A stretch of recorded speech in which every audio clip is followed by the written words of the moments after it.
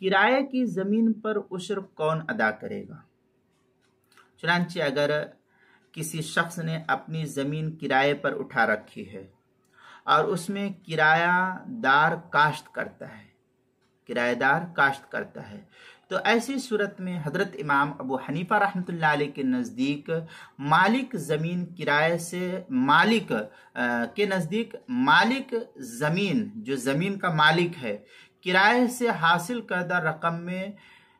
عشر نکالے گا، چونکہ اس کو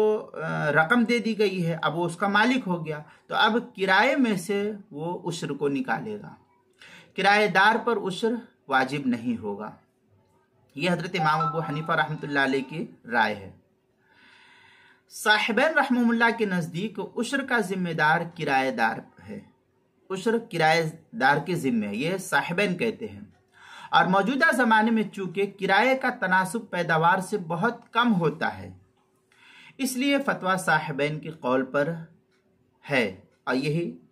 افضل اور بہتر ہے۔ شامی کی بحث سے اسی کی تائید بھی ہوتی ہے، اس لیے میں نے کہا کہ فتویٰ صاحبین کے قول پر فتویٰ دینا یہ مناسب ہے۔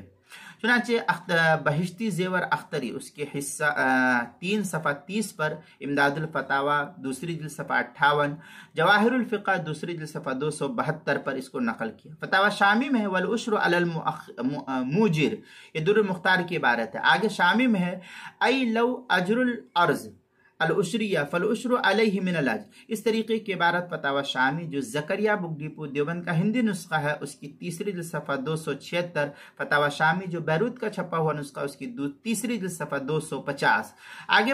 تفصیل سے ہے فإن امکن اخذ الاجرہ کاملۃ یفتیٰ بقول الامام